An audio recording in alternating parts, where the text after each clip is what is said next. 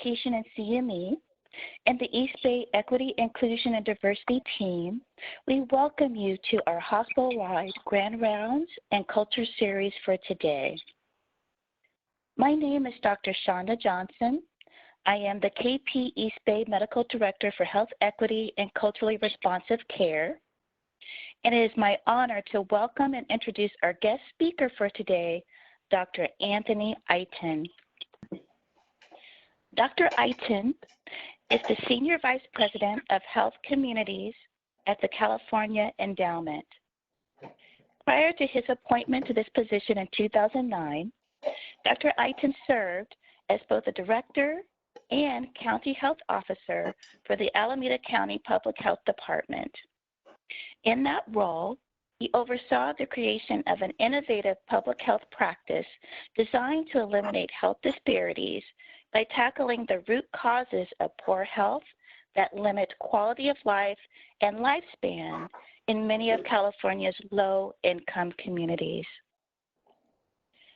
Dr. Iton has been published in numerous public health and medical publications and is a public health lecturer and keynote speaker at conferences across the nation. Okay. He earned his May I remind everyone to please mute yourselves? Thank you. He earned his Juris Doctorate at the University of California, Berkeley School of Law and his medical degree from Johns Hopkins University School of Medicine. Dr. Iton, we are truly honored to have you with us today.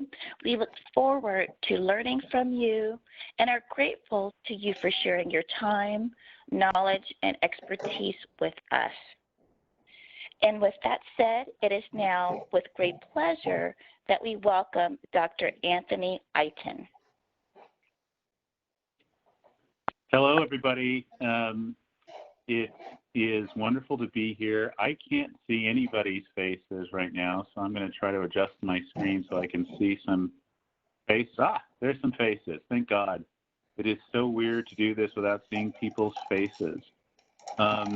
You know, ideally, I'd actually like to hear a little bit about all of you. 51039. And, you know a little bit about your backgrounds and perspectives, but I don't think this format is conducive to that. So I'm just going to plow into this, and hopefully we'll get a chance to, to chat a little bit as well, or do a little bit of interactive or back and forth stuff. And, everything that I'm going to say, I want you to take with a grain of salt and consider, how it plays for you. Because I really do think that this has to be a discussion / dialogue in order for it to actually mean what it needs to mean for folks. So, welcome to COVID presenting, and we'll see how this works. So now I'm going to share my screen and assume that this will work. And I'm going to need confirmation from somebody that they can actually see what I'm showing in a minute. It's showing. All right, good. So can you see the slide? Yes. Okay, good. All right, and again, this is awkward. I've done several of these now in the COVID era, and I have to say I don't love it. It's not. I'm more of a sort of a people person, and I like to have interactions with people, and so it's awkward for me. So I'm gonna encourage you to to interrupt if you have a question, and hopefully we can manage it with the time. But it really is important for me to be able to know what you're thinking as I go through this. So I'm just gonna jump right into this thing. So I spend a lot of my time thinking about how to communicate some of this stuff to people. And one of the things I've learned over the years, part of it is because I went to law school, and one of the things we learned in law school is that you should really state your conclusions up front as early as possible in your argument, because you never know when you're going to be interrupted or cut off, and in law, you try to, state your conclusion and then argue your facts to tie to your conclusion, but you want your conclusion to be heavily on the minds of the person who's making their decisions. And I find that in public health, it actually helps to organize your thinking in that way as well. And it's actually a pretty good way to create sound bites, in the world of public health. But I'm going to give you essentially a couple of dominant paradigms right now, and then I'm going to argue with you that they're all wrong. The first one is that health is behavioral. And this is what I learned in medical school, that, people who smoke or drink or drive without seatbelts or have sex without condoms are engaging in risky behaviors. And these risky behaviors are behaviors that are essentially what's producing the disease in their communities and in their lives. And so that's one paradigm that is dominant in our society. A second one is that health is transactional, and transactional meaning that it is essentially the product of the frequency and quality of medical services.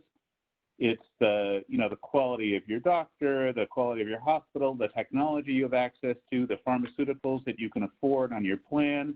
That's what shapes your health. So these are two paradigms of what actually creates health in the society. A third one is that health is genetic, and that essentially we're dealing with a lottery. And, if you get good genes, you live long and are healthy. If you get bad genes, you are unfortunate and maybe your lifespan is compromised. And I want you to note that all three of these paradigms are focused on individuals. They're primarily individual frames. Your behavior shapes your health.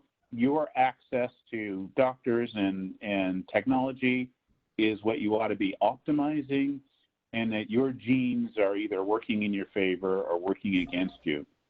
And I want to argue with you that these paradigms are largely incorrect.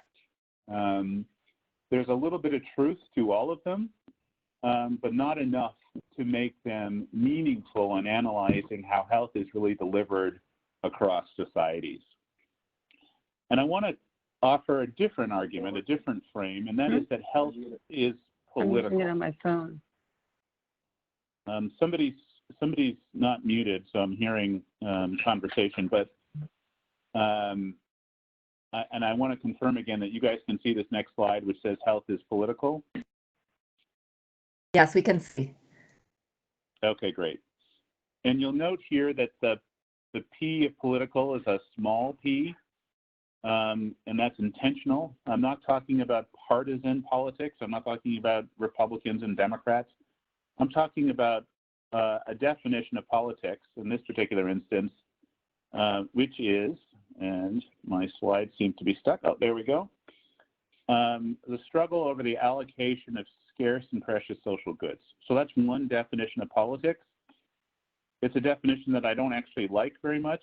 I don't like the exaggeration of scarcity in the society, and I'm going to talk about that in a minute. But the rest of the definition is actually pretty good.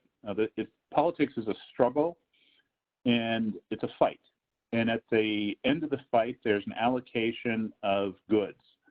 And those goods may be things like a park in your neighborhood or a grocery store.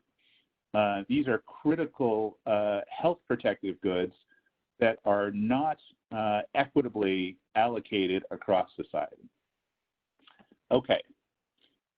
So if health is political, that means that politics and power matter. And power matters at the individual level and at the community level, and I'm going to talk through that in a minute. Another one of my conclusions is that health is not health care. I think many of you know this. Just, after going through medical school for a relatively brief period of time, you start to recognize the limitations of medicine. And you recognize that where people live matters, and it matters a lot. It shapes many of their opportunities, and those opportunities can either constrain health or promote health. And finally, health is an investment. It is not an expenditure. Health care is an expenditure. Health is an investment. And if you fail to invest in health and health protective policies and strategies, you end up spending more expending more on health care. And the countries that have strong social contracts or compacts invest more in prevention. And I'm going to try to explain to you what I mean by that and show you some of the data. So this is one of the interactive parts of the presentation, which typically I like to do in person. I'd like to have somebody read this out loud, but that's awkward right now, so I'm just going to read it for you. And it says, I will say that I am not, nor ever have been, in favor of bringing about in any way the social and political equality of the white and black races. That I am not, nor ever have been, in favor of making voters or jurors of Negroes, nor of qualifying them to hold office, nor to intermarry with white people. And I will say in addition to this that there's a physical difference between the white and black races, which I believe will forever forbid the two races living together on terms of social and political equality. And inasmuch as they cannot so live, while they do remain together, there must be the position of superior and inferior, and I, as much as any other man, am in favor of having the superior position assigned to the white race. And some of you know who said that. Hopefully some of you do not know who said that, but because I want you to be surprised by the fact that that was Abraham Lincoln. I'm sorry, was somebody trying to say something? I just lost. You can feel free to say it if you I like interaction, so. I was just surprised. I was thinking maybe Okay. Benjamin Franklin, maybe Thomas Jefferson. Didn't think of Lincoln. Yeah, and can I keep you on for a second? Why are you surprised by Lincoln saying that? Because there's this image of him as having been against slavery. So I suppose I had an image of him as having more of a sense of equality among the races. I mean, yeah, absolutely. Is that Julia? Yeah. Hi. Yeah. Well, thank you. And again, I appreciate interaction. So thank you, Julia. Thank you. And for folks that and I saw a comment there that Lincoln was not a true abolitionist. And for folks who studied the history of Lincoln, understand that Lincoln both evolved and never quite got his brain around the idea of equality, and was more of a political pragmatist than kind of a visionary around social justice. But we've all been to the Lincoln Memorial, and we know the narrative around Lincoln, the great emancipator. The Republican Party refers to themselves as the Party of Lincoln. If you go to the Lincoln Memorial, you see the second inaugural address and the Gettysburg Address carved into marble on the walls of the Lincoln Memorial. It's a very reverential place. But what you don't see is what I read to you earlier, and then Lincoln also went on to say, our Republican system was meant for a homogeneous people. As long as blacks continue to live with the whites, they will constitute a threat to the national life. Family life may also collapse, and the increase of mixed breed bastards may someday challenge the supremacy of the white man. And I'm getting a note. Dean Chambers is requesting to annotate the shared content. I'm assuming that's probably okay.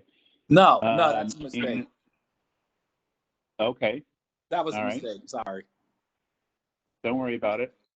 I don't know how to annotate anyway, so I'm just going to ignore that and keep going forward. Oh, wait, now it's telling me I have to start annotating. Let me just try to get out of that. I'm sorry. Right, well, my slides, don't worry about it. This is all a learning experience for all of us. Okay, so absolutely. I need to get out of this. Cancel. Can I start moving forward again? No, apparently not. Yes. All right, this is a whole new experience for me. I don't know what's happening now, but maybe if I escape, does that help me? My slides are refusing to move forward now. Maybe it's on my end. Any experts know how to get me out of this loop?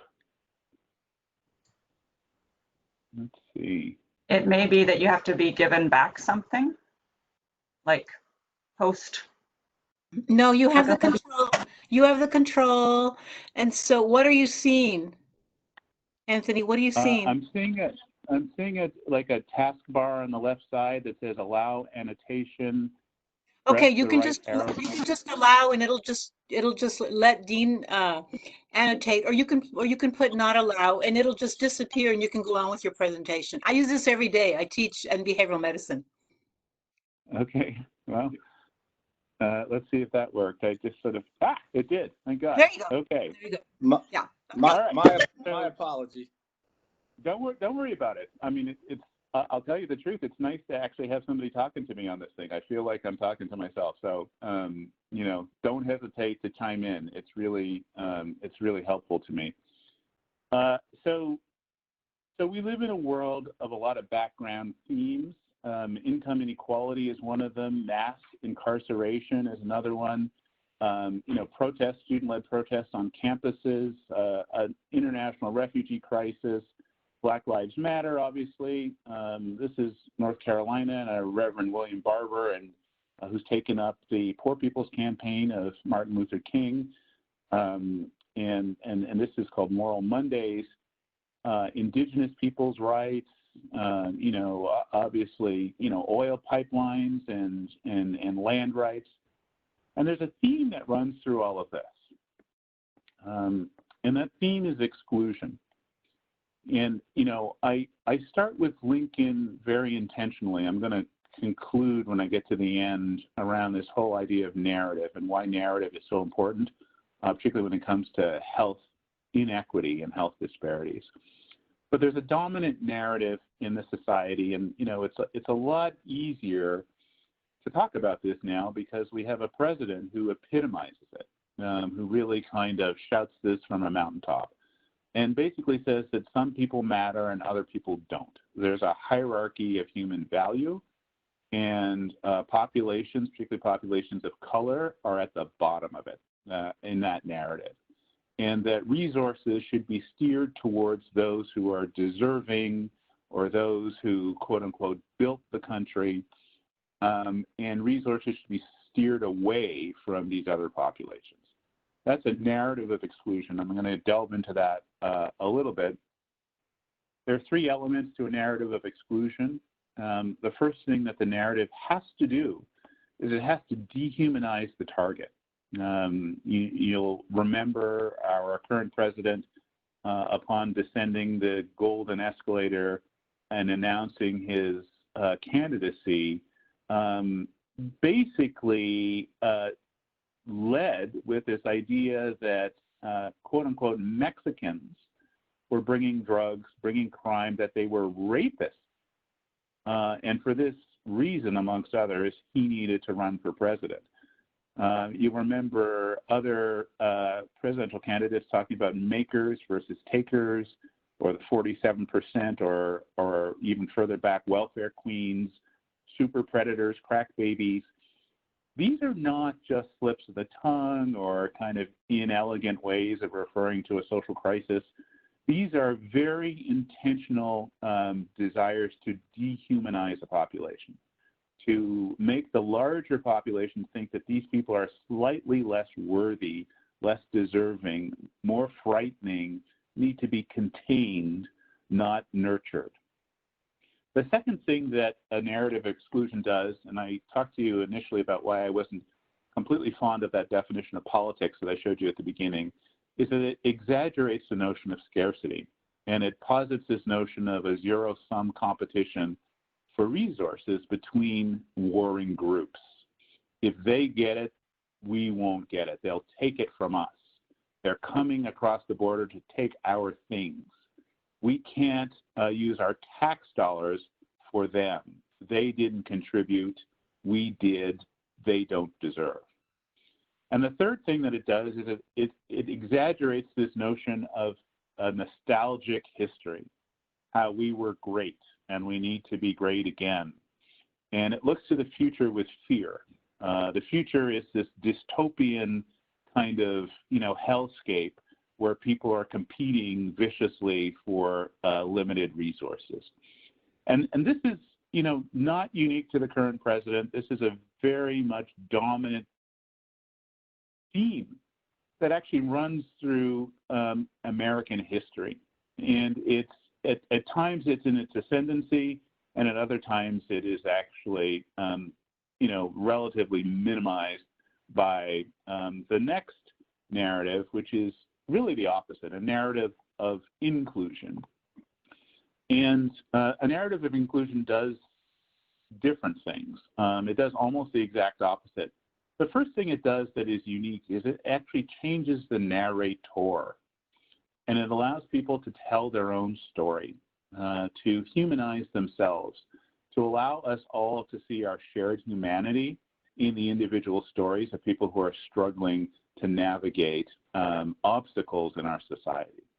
And we relate to people when we see that their experiences, their struggles are that are similar to ours. We see our kinship. The second thing it does is it broadens the lens to show that we are mutually dependent and our fates are interconnected. And it highlights that we live in a world of abundance. And this idea that, resources are scarce, they're precious resources like the environment, and they need to be protected and stewarded. But we don't lack resources. We're not a poor country. We're the wealthiest country in the history of human existence. And then the third thing it does is it looks back realistically about the past. It talks about slavery. It talks about the genocide of Native Americans. It talks about the internment of Japanese people and the exclusion of Chinese people and the relegation of women to property status. It talks about that realistically, and it says we can do better. And it looks to the future with purpose and hope. If you don't acknowledge where we went wrong in the past, the likelihood that we can move forward in an equitable, meaningful, interconnected way is significantly diminished. Okay, so that's narrative, and I'm going to come back to that towards the end. But I also want to talk about place. And, I often talk about place by telling my own story. I grew up in a very beautiful place, a city that's an island, an old volcano in the middle of a river with beautiful amenities, public art, parks, and lovely housing stock, outdoor restaurants, and community investments, state-of-the-art public transportation. And this is Montreal, Canada. And this is a view looking down on downtown Montreal. In the foreground, you see the buildings of McGill University campus, and you're looking down from Mount Royal, which is where Montreal gets its name from. And in the background, you see the St. Lawrence River. And I grew up in Montreal in the 70s and 80s with two brothers, all three black boys growing up in Montreal, Canada. And Canada invested in us. Now, Canada has universal health insurance, universal dental care for children, universal child care, paid sick leave for all employees and guaranteed vacation, state-of-the-art public transportation in most of the major cities, highly subsidized post-secondary education. I went to McGill University for free. Could have gone to McGill Medical School for free. For some reason decided not to do that. I don't quite know why. And has very high quality community resources, parks and recreation leagues and libraries, community centers, et cetera. And this is the Canadian social contract. It's a strong set of investments in the well-being of all people. And I think that one of the things I've learned in studying other countries' social contracts is that you can actually assess a social contract by looking for one word, and that word is universal. Where you see that word universal, and the more you see that word, the more you know that there's collective solidarity in that country around everybody's well-being, and that there are a discrete set of investments that are made in everybody to create essentially the highest likelihood of high trajectories for the most people in that society. And so in the mid-1980s, I left Montreal to go to medical school, and I chose Johns Hopkins Medical School because somebody told me that it was the best medical school in the world. I don't know whether that's true or not. It has a good reputation. In fact, at Hopkins, they have this saying, which is, we may not be the best, but there's nobody better. And that's like one of these weird kind of egotistical things that Hopkins people go, sort of, mumbling to themselves as they walk through the corridors of the hospital. Medical excellence, I expect to learn as much as I possibly can about health. And literally within hours of sort of arriving at Johns Hopkins, I was forced to confront East Baltimore, which is literally across the street from Johns Hopkins Hospital. Hopkins sits in the middle of East Baltimore. And these are scenes from East Baltimore. I was there in the mid-'80s at the height of the crack epidemic. HIV/AIDS was, really taking off. Militarized policing with helicopters and significant kind of army-like presence in many neighborhoods. And profound despair amongst the population of East Baltimore, who were, in the emergency rooms and in the clinical wards of Johns Hopkins Hospital. And I'd never seen anything like this before in my life, and asked one of my colleagues who was giving me a tour, when was there a war here? To me, this looked like Beirut, which was in the news a lot at the time, because I saw piles of rubble all over the place and burnt out buildings and cars up on jacks and garbage piled up to your waist and, babies, playing in and amongst all this stuff. And I didn't have a sense of what I was seeing. It looked like somebody had dropped bombs on the place. And I'll never forget what my colleague said to me. He said, "What did you expect? It's the inner city." And I thought, wow, I was supposed to expect this. This is an American norm. There's nothing like this in Canada. I've never, and I have checked. I've been to every province and every territory, and I ask people whenever I go, take me to the worst part of this community. I want to see it. And there's nothing like this in Canada, even on some of the, the First Nations reservations. And so, which are bad. Don't get me wrong. Those are not delightful places, but they're not East Baltimore. And, I asked myself, well, what if I had grown up in East Baltimore? What if I was this kid? This kid did not create the environment that he has to navigate every single day of his life in East Baltimore, no more so than I created the environment in Montreal that I got to navigate every day of my life. But this kid, for all intents and purposes, is me, just plunked in a different environment. And my question, when it came to health was, what do I owe this kid? What do we as a society owe this kid? What are the universal investments we're making as bets to hedge the likelihood that this kid will have a high life trajectory? What is the American social contract? Years later, I ended up in other parts of the United States. This is southern Indiana, a place called Austin, Indiana. Some of you may know this. Austin, Indiana is notorious for, at one point in the mid-2010s, of having the world's highest HIV incidence rate, higher than sub-Saharan Africa. And Scott County, Indiana is 98% white. It was caught up in an IV drug epidemic, and people were grinding up and injecting this drug called Opana. And it was a thick kind of slurry, and they used sort of wide-bore needles, and they would share those needles. And it was a highly efficient way to spread HIV and hepatitis C, caused a massive epidemic in a relatively small place amongst low-income white community. The governor at the time was Mike Pence. The health commissioner at the time was Jerome Adams, who's now the Surgeon General. And Jerome spent a lot of time trying to convince Mike Pence to declare a state of emergency in order to pass needle exchange. And finally, after weeks and weeks and weeks, was successful. And once needle exchange was introduced, they were able to blunt this epidemic in Scott County.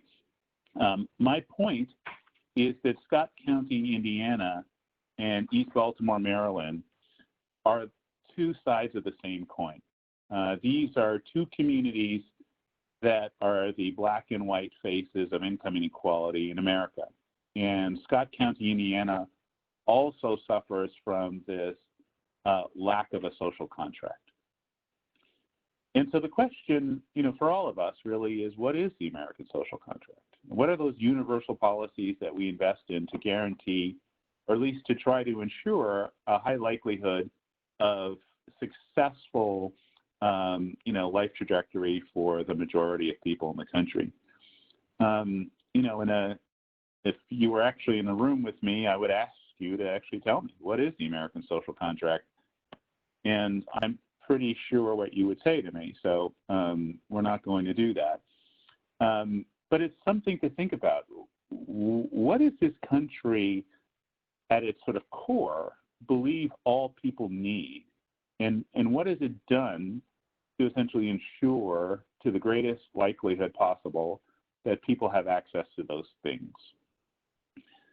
Okay, so let's keep moving. So I left East Baltimore with this kind of like burgeoning idea that in the United States, when it comes to your health, does your zip code matter more than your genetic code? And then I set about trying to prove that to myself years later when I became the health officer in Alameda County. And for those of you who don't know what Alameda County looks like from a map, this is San Francisco that I'm outlining here, and you can obviously see the bay. And then this is Alameda County, this big boot-shaped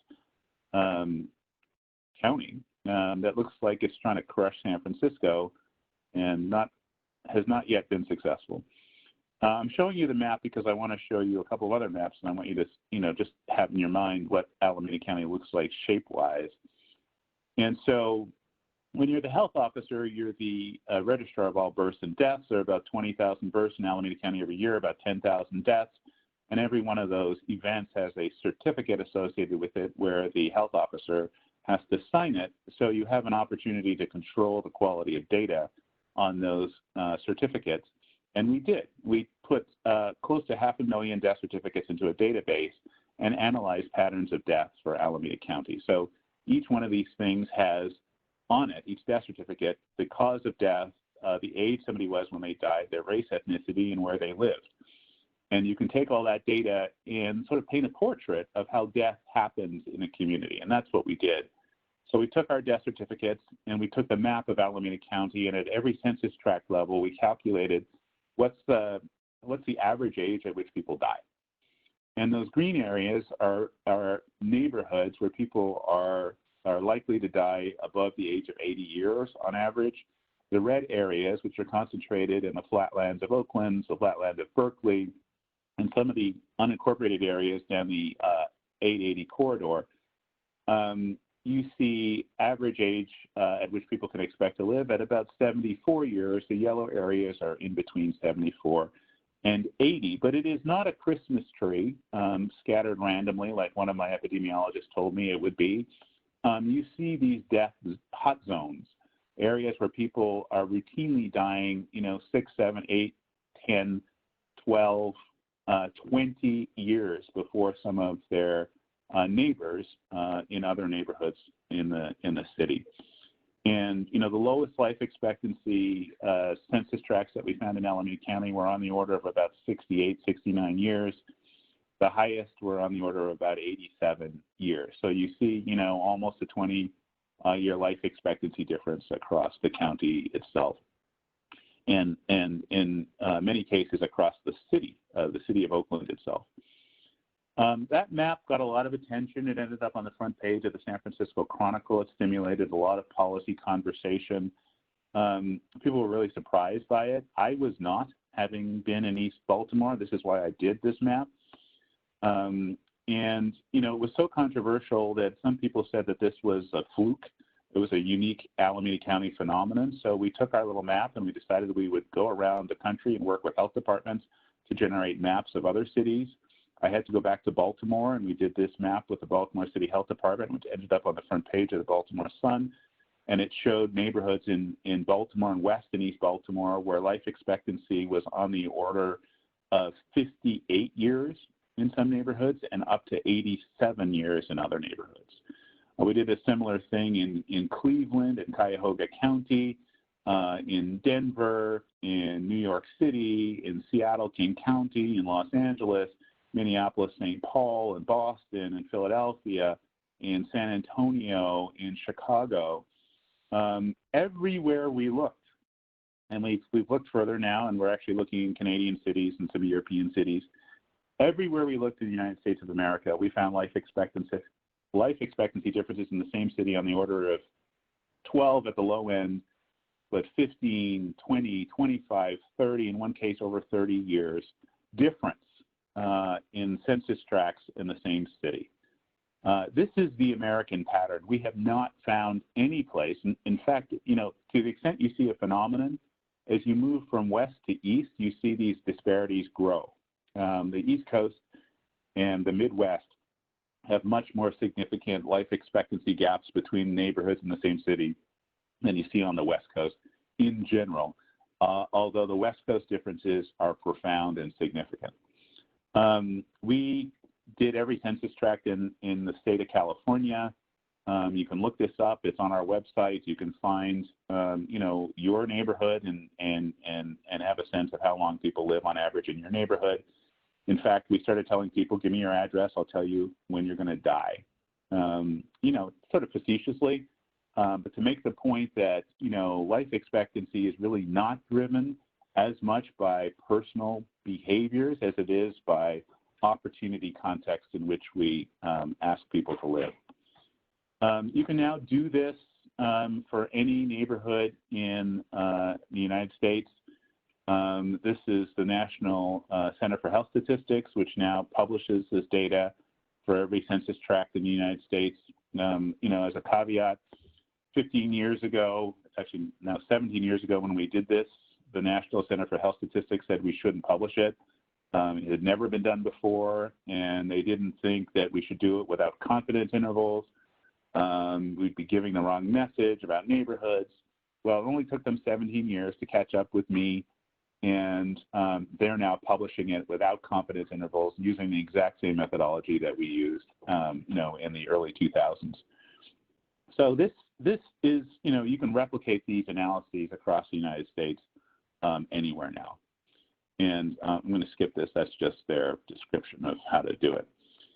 The other thing that happened when, I would do these presentations is people would always tell me that as a Canadian, I didn't understand America and that the U.S. was actually the healthiest country in the world and that we, were missing that fact because we were averaging health statistics. And average health statistics included white and non-white people.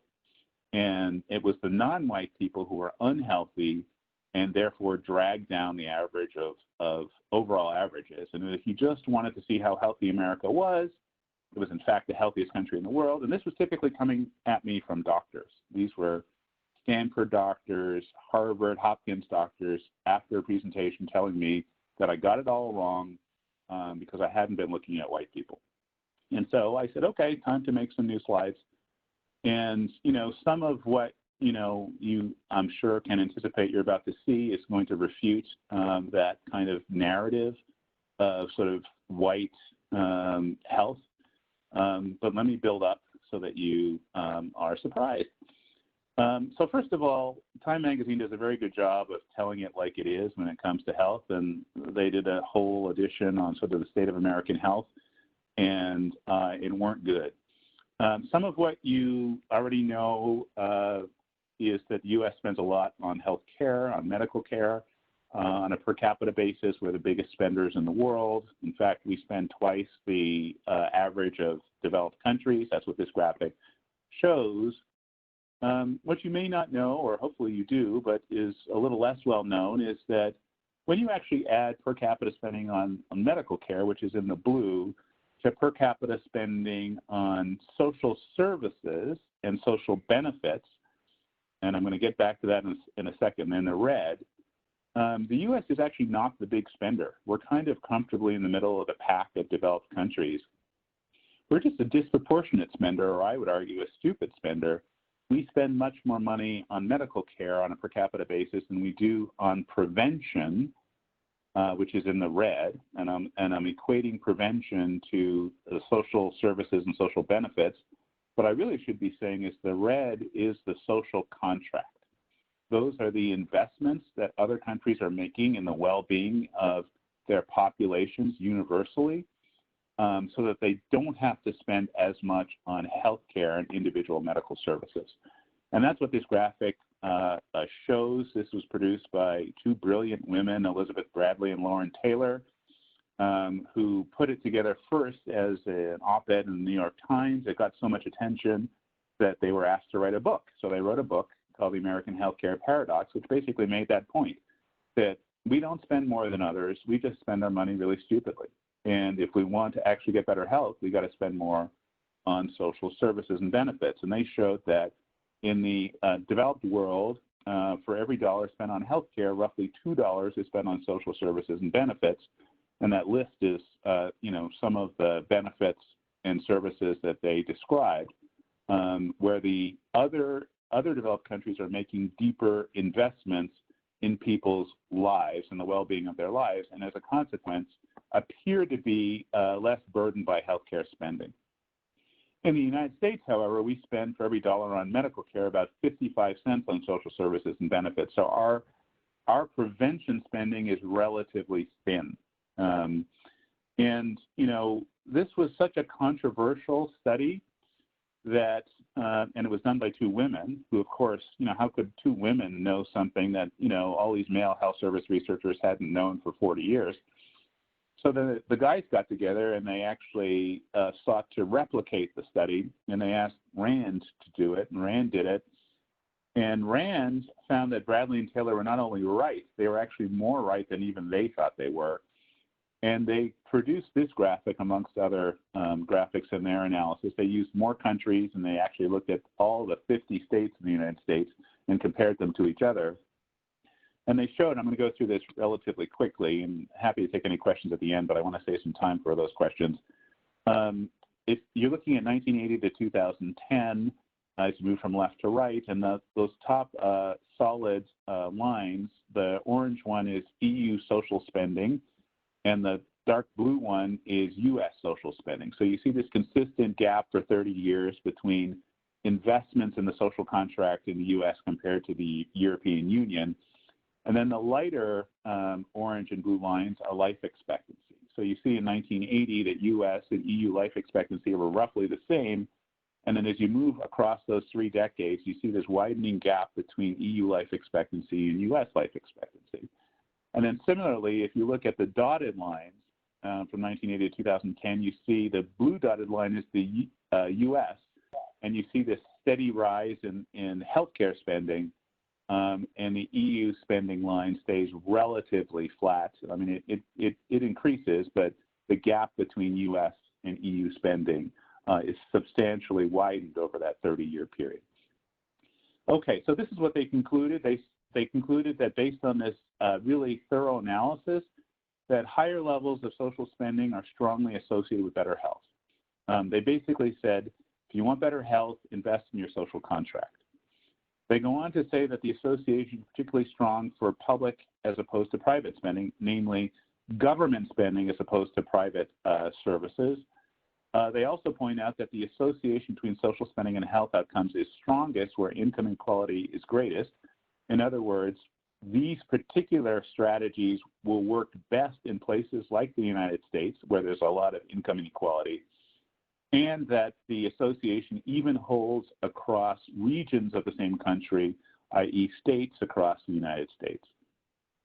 So in the shorter version of this presentation, I would just stop here because, this is the point.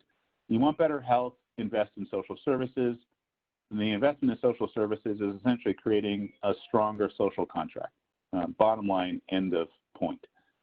But I had to go on to look at the health of whites because all of these largely white doctors would come up to me and tell me that I got it all wrong and I needed to look at the health of white people. So I did. U.S. white life expectancy is about 79 years. That's a little generous. It's actually dropped over the past few years. And it's about the same as Costa Rica, Nauru, and Qatar. But U.S. whites are living shorter lives than people in Belgium, Chile, Denmark, Lebanon, Slovenia, Austria, Finland, Germany, Greece, Ireland, Malta, the Netherlands, Portugal, the UK, Canada, of course, Cyprus, France, Iceland, Israel, South Korea, Luxembourg, Monaco, New Zealand, Norway, Sweden, Andorra, Australia, Italy, San Marino, Singapore, Spain, Switzerland, and Japan. There are 33 countries in the world with longer life expectancies than U.S. whites. In 1990, there were only 17. U.S. white life expectancy is in free fall. It's in fact so bad that health disparities researchers no longer use whites as a benchmark. And you don't have to believe me, you can believe the Institute of Medicine or the National Academies of Medicine that published this study called Shorter Lives, Poorer Health. Among their conclusions, the panel was struck by the gravity of its findings. For many years, Americans have been dying at younger ages than people in almost all other high-income countries. This disadvantage has been getting worse for 3 decades, especially among women. They go on to say the U.S. health disadvantage cannot be fully explained by health disparities that exist among people who are uninsured or poor. As important as these issues are, several studies are now suggesting that even advantaged Americans, those who are white, insured, college-educated, or upper income, are in worse health than similar individuals in other countries. This is PBS talking about this issue. Why are so many white Americans dying young? This is the Wall Street Journal looking at a decline in life expectancy for white women. This is titled Deaths of Despair, which is a term that was popularized by these two economists at Princeton by the name of Ann Case and Angus Deaton, a married couple. Angus Deaton won the Nobel Prize in 2015 for his economic work, which was in part related to these health analyses. But they published this paper that had this particular graphic in it, which now showing mortality rates from 1990 to 2010. Typically, you expect mortality rates to be declining as populations get healthier. And virtually every population that they looked at, with the exception in the red of U.S. whites, is showing a steady and parallel decline. U.S. white mortality rates have plateaued and arguably are on the upswing. And this was stunning to the world of sort of health research and led to this idea of Deaths of Despair. And this is a book that Case and Deaton recently released on this phenomenon. We looked at this phenomenon in California. We found it mostly in white rural California and in the Central Valley. White populations in California are living in two different worlds. You have the coastal populations in the Bay Area and LA that are healthy, getting healthier and doing well. And then you have the rural populations in the north and in the Central Valley that are experiencing deaths from, 3 primary causes: overdoses, alcohol-related poisonings, and suicides. And that's what these deaths of despair are entail. Interestingly enough, of the 28 counties where you're seeing increasing white mortality rates, white death rates, 25 of them voted for the current president. So you see an epidemiologic phenomenon possibly driving a political phenomenon. So I spend most of my days sort of talking about this stuff, zip codes, life expectancies. These are real zip codes, real life expectancies, real high school graduation rates. We've decorated airports with these messages. We've decorated downtown San Francisco with these messages. At APHA in San Diego, we literally decorated the entire convention center with these. And what we know is that 80% of what influences your life expectancy has nothing to do with medical doctors and the healthcare system. Arguably, it's closer to 90%. We know that in those neighborhoods, those red neighborhoods that I described, the East Baltimores, the South LAs, the East Oaklands, that people carry higher burdens of stress. That's basically the bottom line. If you wanted to understand what this is about allostatic load or chronic stress. And those stressors may be inadequate transportation, inadequate housing, being socially isolated, experiencing racism, working in so-called high-demand, low-control jobs, having lack of access to basic amenities, being exposed to crime, and just worrying about these things constantly. The body perceives the stressor through the hypothalamus, which sends a message to the pituitary gland, which you all know, which sends a message to the adrenals, which release a cascade of hormones, amongst which cortisol is one. And in the acute phase, cortisol actually increases your cardiac output, rallies glucose for your muscles for fight or flight. It enhances your immune functions, turns down inflammation, and it stimulates the growth of neurons in your hippocampus and prefrontal cortex, which are critical for what's called executive function, which is basically triage, making decisions about the best option amongst a set of very different possibilities.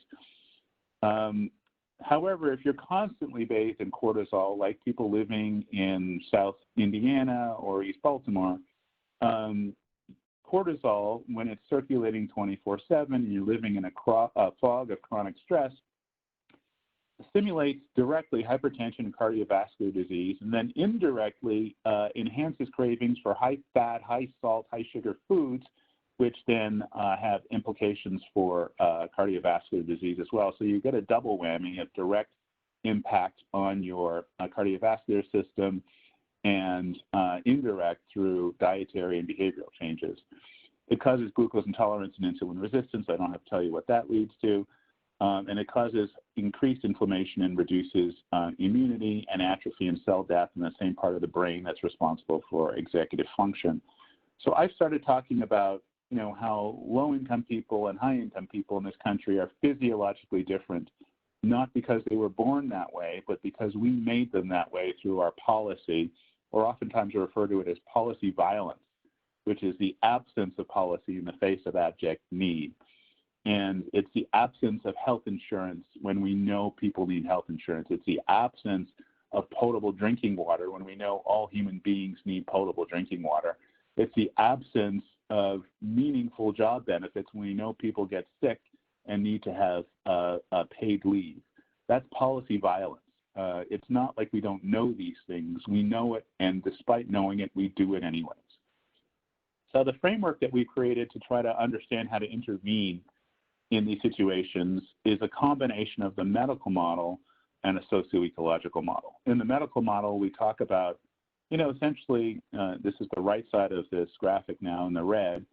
We talk about risk behaviors driving high rates of disease and injury, which contributes to premature mortality, including infant mortality and reduced life expectancy.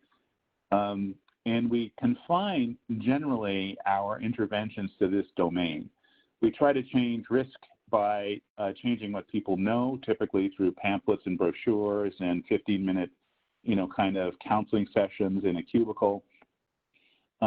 We use healthcare access, which is access to lead doctors with a stethoscope in these small increments in an episodic way, where we try to intervene on the course of a generally chronic disease. And we try to tinker with people's genes at great expense with relatively minimal payoff. But we spend $3.7 trillion in the medical context trying to intervene, and it's necessary. Don't get me wrong, it's absolutely necessary, particularly necessary when we don't do enough upstream. But we have to think about what can we do upstream that's coherent and actually will reduce the burden on this downstream cascade of disease. And, you know, there's a lot that we could do. Well, let's first talk about health disparities. They manifest in the health care system, but health inequities produce health disparities upstream. You can take the word health out and just talk about inequities producing disparities, or if you're simple-minded like me, you talk about conditions that produce consequences, and we spend a lot of time in the consequence management game or damage control. And that's what a lot of healthcare is. It's damage control. It's trying to apply physiological principles to essentially sociological injuries. And it's not just in healthcare that you see the downstream consequences. You see them in educational outcomes. You see them in employment outcomes. Every domain of human endeavor is impacted by these inequitable upstream conditions. So our argument is, while we have to pay attention downstream, we don't have to pay attention just downstream. We can also pay attention upstream. What is it that we can do upstream? We've simplified a strategy or set of strategy upstream to focus on place, the places where people live, work, learn, play, and pray. We can enhance the quality of those environments by investing in policies and infrastructure that are health protective. We think that that's insufficient. You have to get to the policy realm and look at health policy, and you have to look at the health consequences of non-health policy, like tax policy, like education funding policy, like criminal justice policy. And that's not sufficient. You have to get to the narrative, which is where I started and where this is going to end. We have to become a different kind of people if we actually want to produce the kind of health that we think we all deserve. We have to start seeing ourselves in other people. We have to be able to create solidarity across race, across place, across group, across political ideology. until we do that, we will continue to exacerbate inequity in the society. And it's not just in Black and brown people. You're seeing this in white people throughout this country, and it's a significant epidemic, larger than the entire HIV epidemic in the United States, these deaths of despair. It's over 600,000 excess deaths. We recognize that we have to improve our politics. We have to engage, and this is where doctors come in, because doctors have credible voices. The ability to leverage the credibility of physicians to make policy arguments about how to protect people's health is absolutely critical in this time and place.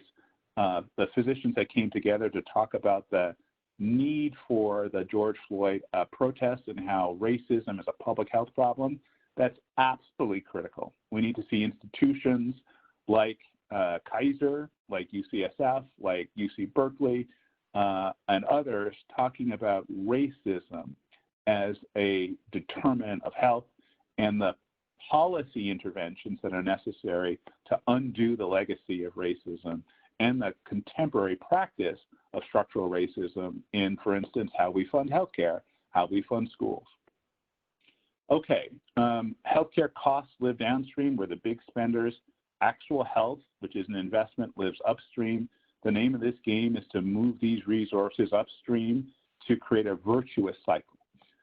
More investments in health will reduce the demand for healthcare. I think I'm going to stop here because I'm afraid of running out of time, and I really do want to have an opportunity to have a little bit of Q&A exchange if we have time. So let me just stop here, take this down, and end. So let me, how do I stop sharing my screen now? I go back here, what do I do? Forgive me, I'm not professional toward yet. The top. Toward the top, there should Okay. be something saying you're sharing. Click on that. Yes, okay, I see it now. Okay. I am sharing. Okay, stop sharing. Wait. How do I stop? Oh, there it is, stop sharing. Okay. Cool. All right. Sorry that this is so kind of artificially one way. I hate that aspect of these Zoom things. Hopefully we have some time to engage a little bit in conversation. Dr. Iton, you do have some questions in the chat if you would like to take a look at those. Okay, so somebody can help me. I'm not good at sort of like doing this. So if somebody can actually read the questions, that would be fantastic.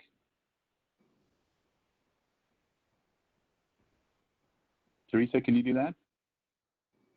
Sure, I'm just scrolling to the top so I can get the first question. Thank you. You're welcome.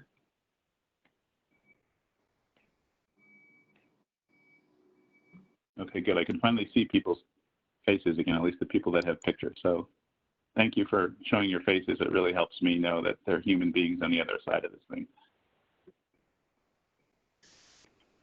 Well, some are statements and not questions. I'm not sure if I you like wanna... statements too. You know, so Okay. you know, read out the statements and we can all Okay, cheer. this comes from Eve. It says, these quotes are blowing me away. I heard that Abe Lincoln was actually kind of racist himself, but I didn't have any idea of the extent and depth of his racism. And then the next one, we hear you are here, and we are so excited you are talking to us, but we can be shy about speaking up.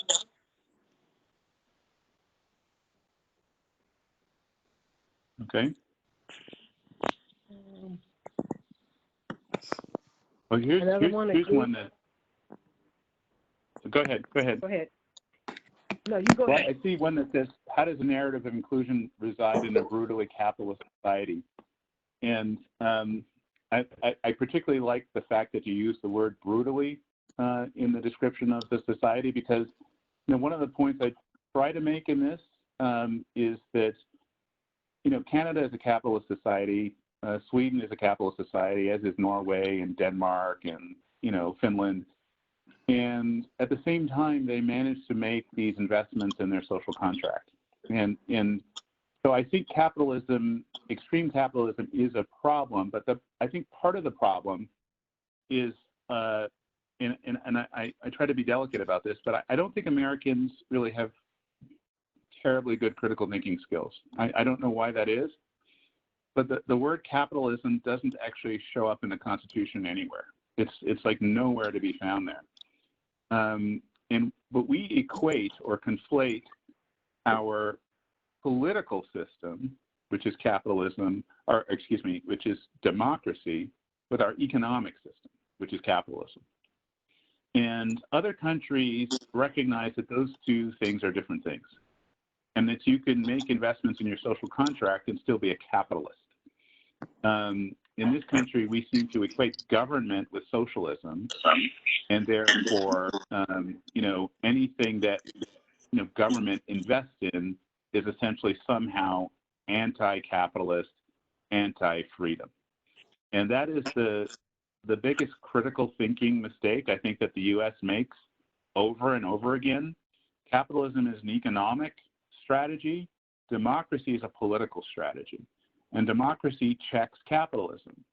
So if capitalist societies everywhere else in the world can invest in universal health care, universal child care, paid sick leave, and a variety of other necessary social benefits for human beings on a universal basis, why can't the United States? I mean, that's just the question that requires a little bit of critical thinking, I think, and I don't understand why we can't have that conversation. May I ask a question? Oh, sorry. You can go ahead if you'd like. Oh, I just want, thank you so much, Dr. Iton. This was incredibly amazing. I have no idea how you put all of that information in such a short period of time. And I echo some of the other comments that described not wanting it to end. I'm like, what else is in? What were the other slides? But in addition to thanking you, I do want to ask, as a healthcare system, since you're speaking to a group of Kaiser Permanente physicians, what are some action items that you would recommend to a system like ours that really does focus on prevention, but not really in the way that addresses some of these upstream social issues that really many of us do understand are kind of, in thinking about education and policing and housing, is that an opportunity for our healthcare system to really improve the health of this community? And what would be some of your recommendations as a system for actions for the system and also for individuals who are really thinking about these things right now and want to create change? Yes, thank you for that question. And I see my friend Steve Sidney is in the picture here. Hi, Steve. Good to see you. So I get that question a lot, and if we had more time, I would tell you sort of how my answer has changed over the years. I have sort of waxing and waning confidence.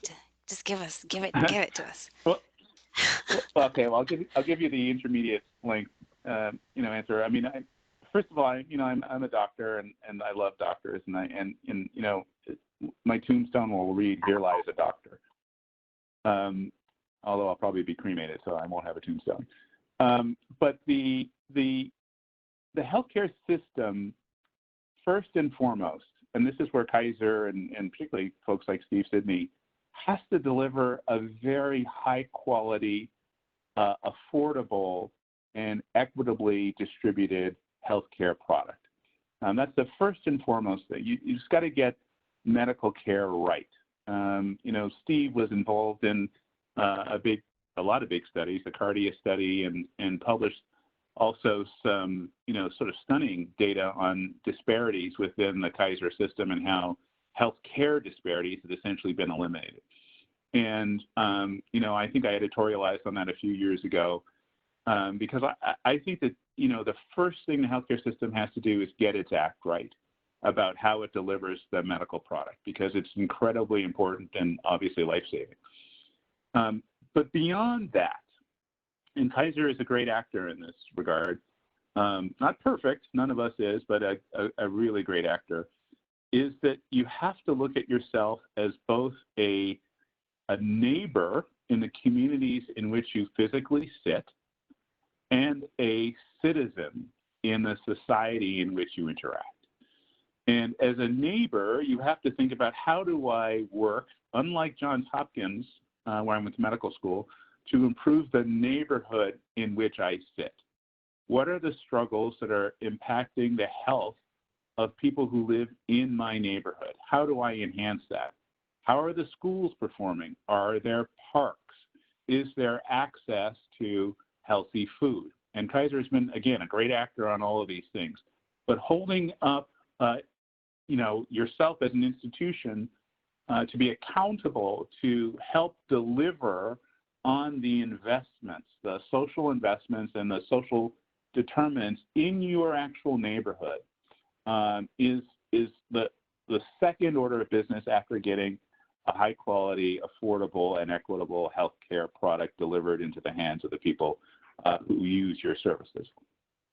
And then you need to think about yourselves as a citizen.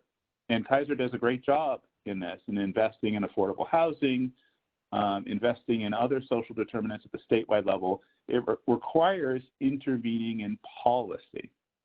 And the policy that's absolutely critical in this instance, obviously, are the core social determinants, which are income, education, housing. Those are the three things that are the sort of the levelers for society. And if we can get those things basically right, we can give people a platform to take advantage of the natural gifts that they're born with. So that's a sort of a shortish answer, believe it or not, to that question. I do think that Kaiser is a good actor in this space, not a perfect actor. I'll give you an example. When we were looking for support for soda taxes across California, Kaiser would not show up on that issue because Kaiser was negotiating contracts with Coca-Cola and needed to be clean on the issue of soda taxes. That's a clear corporate conflict of interest, and I understand it. But Kaiser doesn't have clean hands on these public health issues. And that's a debate for people to have internally within the institution about how you prioritize your economic interests over the public health interests of the community in which you live. But those are the kinds of things that would be an exceptional level of commitment to public health were Kaiser to step up around.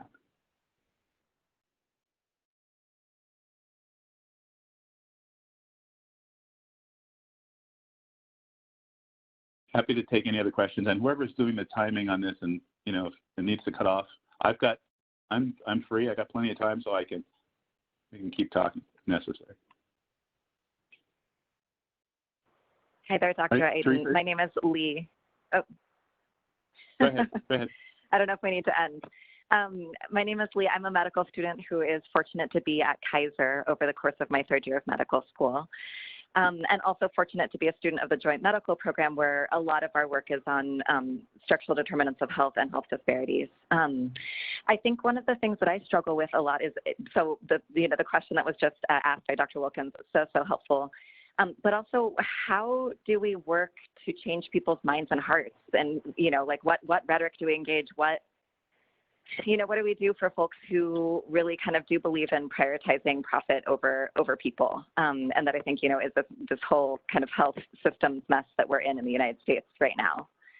How do we do the bigger work of changing minds and hearts? Yeah, thank you for that question. That's a wonderful question. I'm going to answer it by just describing some of the work that I personally had the privilege of being involved in that has done exactly what you're talking about. And the reason that I start this talk with Abraham Lincoln and end with narrative as the ultimate driver is because I've come to recognize through doing this work how critical narrative is. There's a tendency on the part of progressive people to want to talk policy first thing out of their mouths. Let's talk about single payer, let's talk about universal basic income, let's talk about things that are great ideas, because progressives tend to be idea people. We live in our heads. Conservatives go straight to narrative. They talk about limited government, freedom, liberty, kind of fundamental kind of ideas that are quote unquote pure. And the key in actually persuading decision makers, I teach at Berkeley, I teach a course on public health advocacy, and what we teach folks is that data doesn't drive policy decisions. It just doesn't. It's complementary, but what drives policy decisions is narrative. And narrative is grounded in values. And, we all are kind of a, container of a bunch of competing values at any given minute. Every individual has sort of mutually exclusive values living in our heads at any time. And when we see a set of circumstances, we decide what values to ascribe to that circumstance to organize it in our heads. And, in essence, we need in this conversation to change the frame, the way that people look at something like healthcare. And understand that it's fundamentally about opportunity. It's about the opportunity to thrive. It's about the opportunity to contribute. It's about being free of predictable restraints on your essential talents. That's what healthcare is. It's trying to free people up to be their best selves, and to tell a story that invokes that before going to single payer. Or universal basic income is what allows the narrative to shift. So let me tell you a story, a quick story, because again, I don't know how much time we have, but I'm going to keep talking until somebody tells me to stop. Undocumented Californians and healthcare. And I can tell a number of different stories. I'll tell a story about formerly incarcerated folks. I can tell a story about Black and brown boys and policy changes around that. I can tell a story about LGBTQ and a whole host of policy changes, but let me tell the one about undocumented healthcare in California. There was a campaign called Health for All, which we had a hand in starting in California, which started as this notion of, basically an inclusive narrative around healthcare for all Californians. And as I described in that, inclusionary narrative slide I showed you, the first step is to humanize, the subject of the policy. And you do that by changing the narrator. You let undocumented people speak for themselves, to tell their own stories. And we supported this campaign where undocumented people in white coats with stethoscopes around their necks said, "My dream is to become a doctor." Or undocumented people on the beach in California with a surfboard and said, "I love surfing." And the tagline of this campaign was, "I wasn't born in California, but California was born in me." And this idea of a California identity, these things that we all love, so that we can see in this undocumented kid with a surfboard or this undocumented kid with a stethoscope around his neck, that kid is me. That kid is my kid. These are the things I value as well. I see myself, my aspirations in this person's eyes. And that allows the narrative to shift, as opposed to what we had in the mid-1990s around Prop 187, which was, Pete Wilson talking about their coming, and these ominous videos of people darting across the border to take your jobs and to take your benefits. And that led to policy that was designed to deny undocumented children access to schools and to health care. That was 1994. Fast forward to 2010, we're focusing on undocumented folks getting driver's licenses, being able to take the California bar, being able to and practice as a lawyer, being able to get in-state tuition, being able to take the California licensing exam and practice as a doctor, being able to get a driver's license. The whole narrative shifted around who these people are. They are us.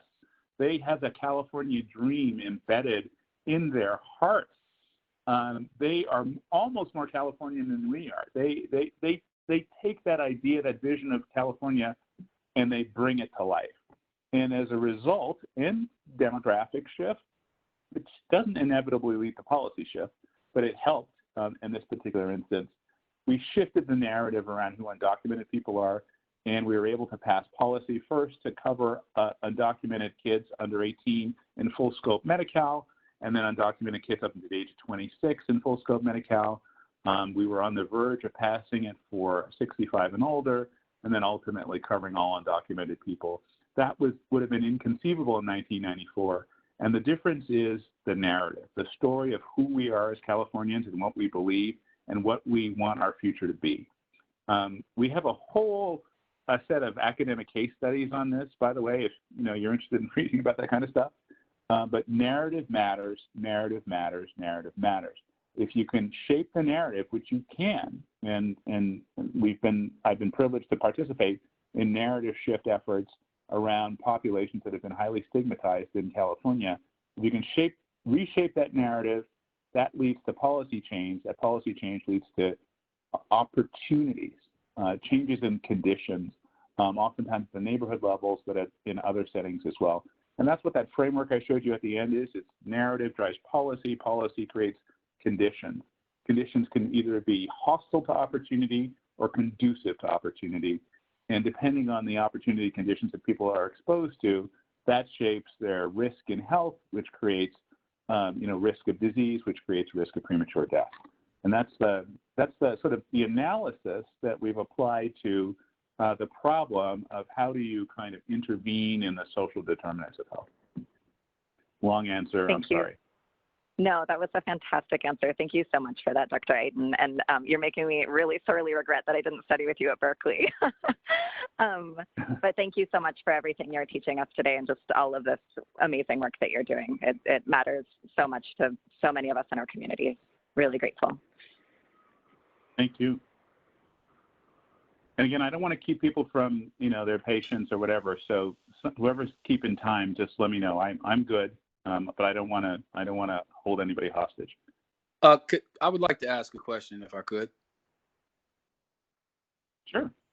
Yeah.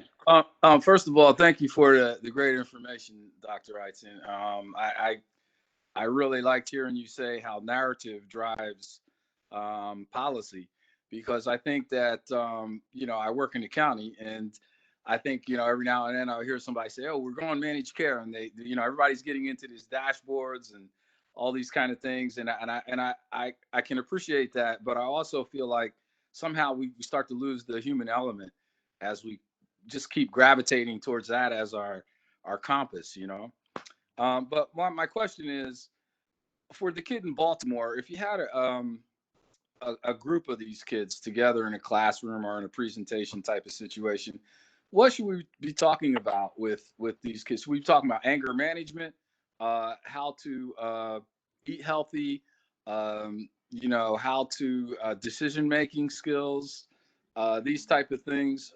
What can the people that are maybe in the trenches, and I'm not saying you're not in the trenches, but people who might be in schools and things like that, what could they say to these, the kid in East Baltimore, in the Bronx or whatever, in that situation? Because I used to do a lot of that in juvenile halls and different types of situations. And we talk about, how do you make a decision in the moment when a kid says, hey, let's go do this, something really practical. How do you deal with a police officer?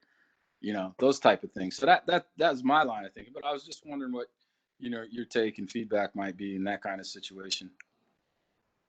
Yeah, and thanks for asking that question, and thanks for all of these questions. I mean, I wish we had more time to do back and forth. So I do a lot of that. I mean, we spend a lot of time working with young people who are grappling with these issues in juvenile hall and in Alameda County and Camp Sweeney. I created a training course for paramedics there, so kids could actually have opportunities to sort of come out of Camp Sweeney and be able to get employed with local fire agencies. Yeah, I remember that. One of the things that we have learned, again through observation, is that, and I'm gonna have to shortcut this, but there's a lot more to it.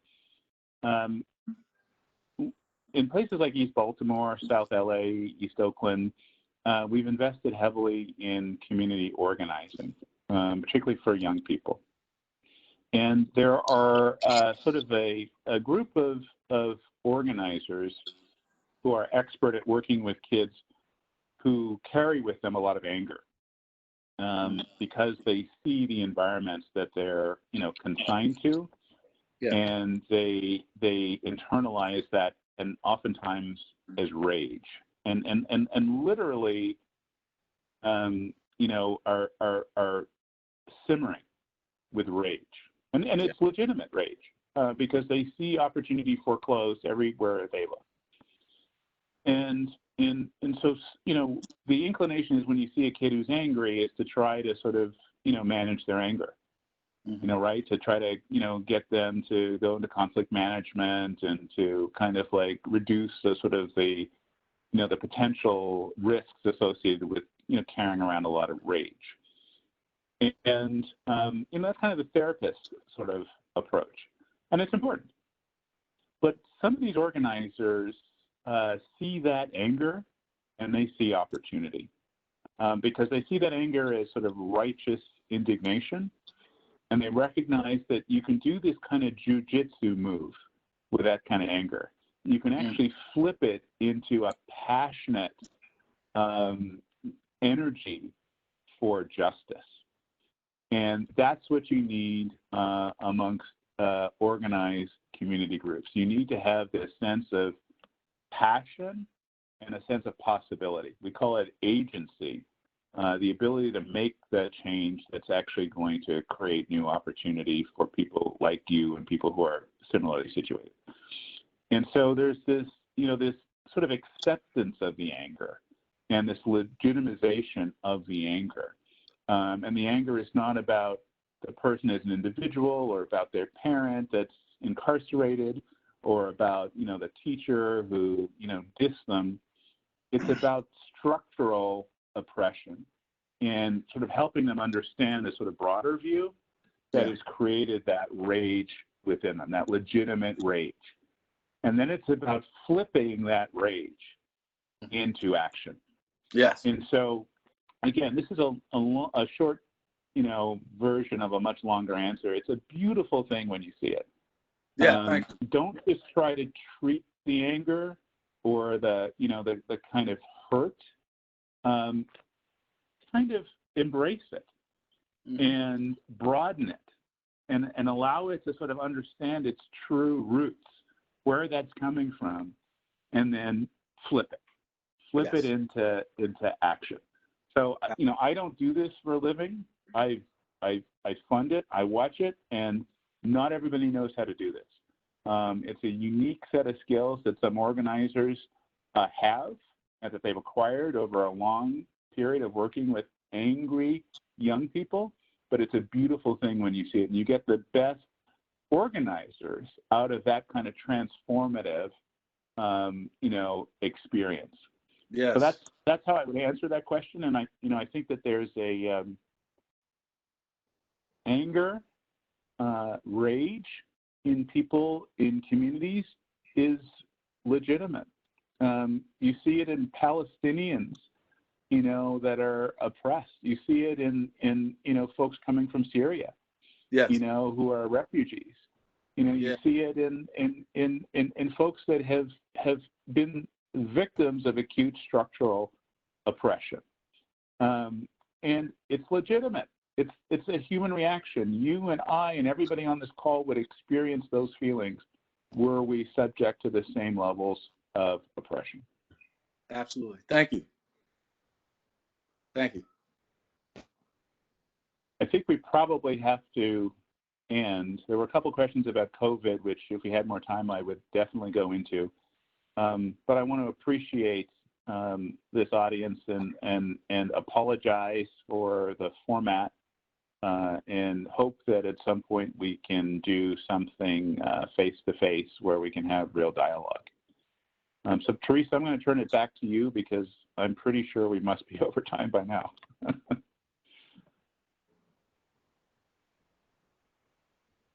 Assuming you're still there. I am. Thank you so much, Dr. Iton. I'll stop the recording now. Okay. Thank you. Thank you so much. This was really incredible.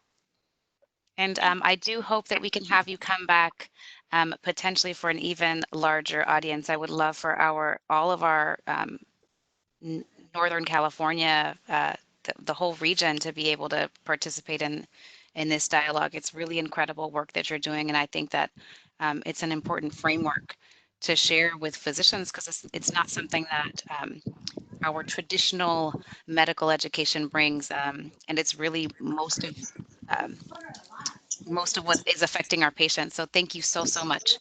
Hey, Dr. Iton, can you hear me? This is Dr. Hartshorn. Can you hear me? Yes, hi. I just wanted to Yes, say a hello from John Powell.